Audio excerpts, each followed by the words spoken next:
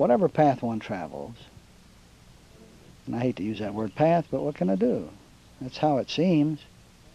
It seems we start out as a very ignorant, stupid mortal, and we carry this ignorant, stupid mortal along, acquiring wisdom from this teacher or that one, and we walk a very, very long pathway in our attempt to arrive at some light, real light, genuine light, honest light, something that will really do what it's supposed to do.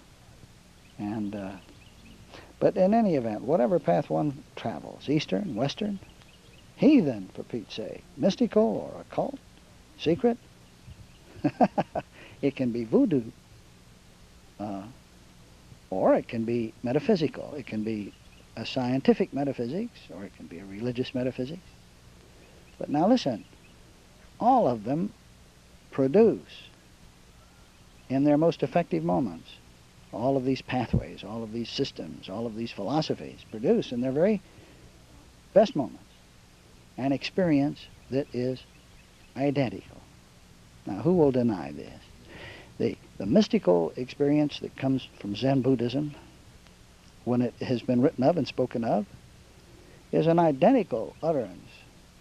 When it comes from a Taoist, or whether it comes from a Catholic, one of the early Catholics of the Christian Church, or one of the latter-day Catholics, the mystical experience would appear always to be the same. Now, a scenario for all of this goes a little bit like this. Whatever pathway one chooses, the pathway itself, either intentionally or unintentionally, and usually unintentionally, brings the disciple. Let's call the one who walks the pathway a disciple. It brings one to a place where he simply gives up. Now, why does he give up? Everyone doesn't give up, but everyone who has the mystical experience gives up. And perhaps it's the frustration of the pathway, in that it fails to live up to its promises. Or it could be that the pathway promised great health and wealth and joy and that sort of thing, and it worked initially. But then as the years grind on,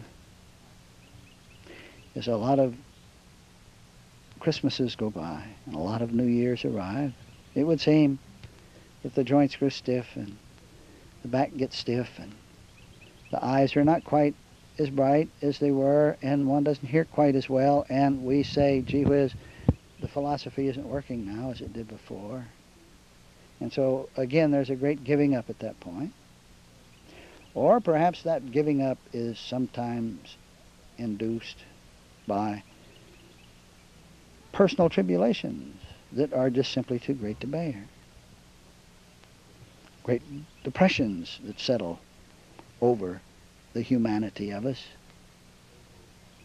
But in any event, however it's induced, and by whatever route one is walking, traveling, studying, a turning point is reached, and a giving up takes place. I'm pointing out that the giving up is the same, whether one has gone the Buddhist route, the Zen Buddhist route, the Taoist route, or an independent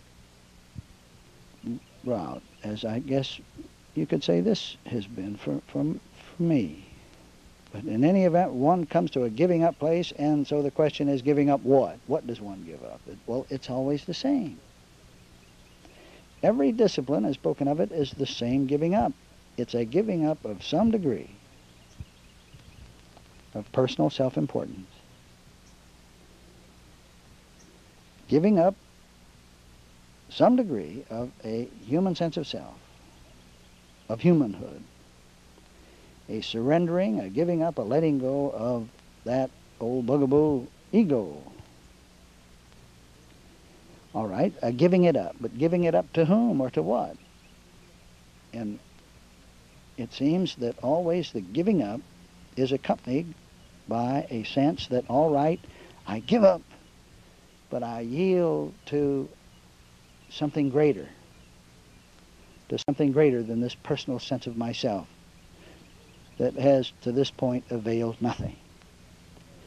a yielding to, if you were a Taoist, you would say a yielding to Tao, or if a yielding to God, or if you were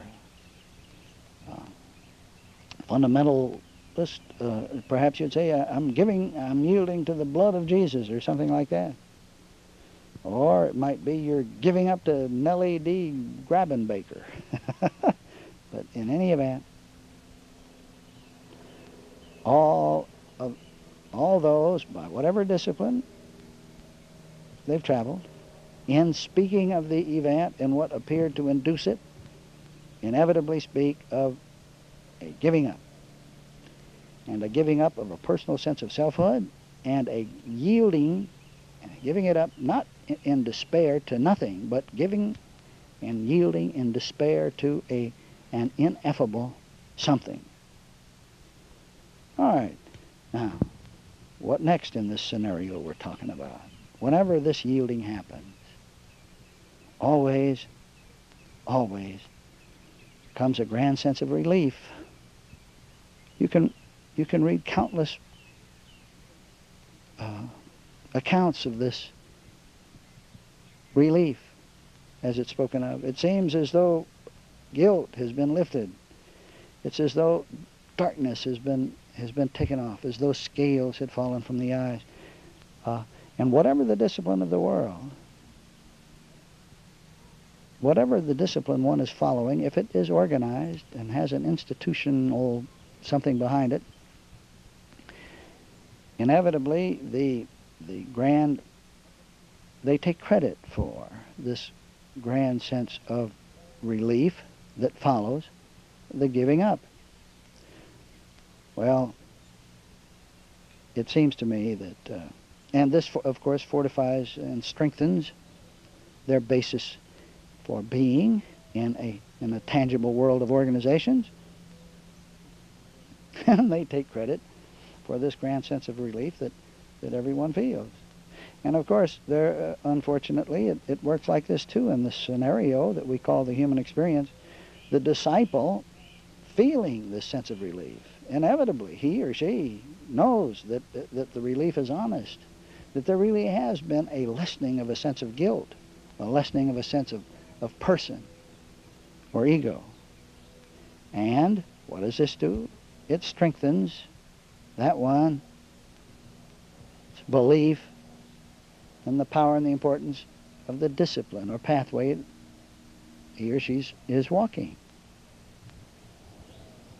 Well, let's talk about this feeling of relief that comes about for just a moment. We've all felt it. It's the same for all mankind. It is as physical as anything can be physical. What is physical but the means by which spiritual is made plain, and the two are one? But in any event, it is this physical feeling of relief that comes from giving up and letting go has been spoken of by countless people, again, from whatever path they came from, and usually in the same terms. It's as though something warm had been poured over him. And it drains the tensions away. It washes the guilts away. There's a physical feeling that's actually like water pouring from the fingers and toes. Now, Christianity calls this experience, which incidentally is very natural and very normal for everyone. It is not so often recognized for what it is, but when it is recognized for what it is, that experience has been called the Holy Baptism by Christianity. It's been called other things in the other disciplines. But it's always the same experience. Now, we've all experienced this sense of baptism every time we've given up and let God take charge of our affair. I don't mean given up to do nothing. I mean give up to allow God to be in charge of our affairs, and then do, under those circumstances, what that relief, that grand sense of relief, allows us to see to do. All right?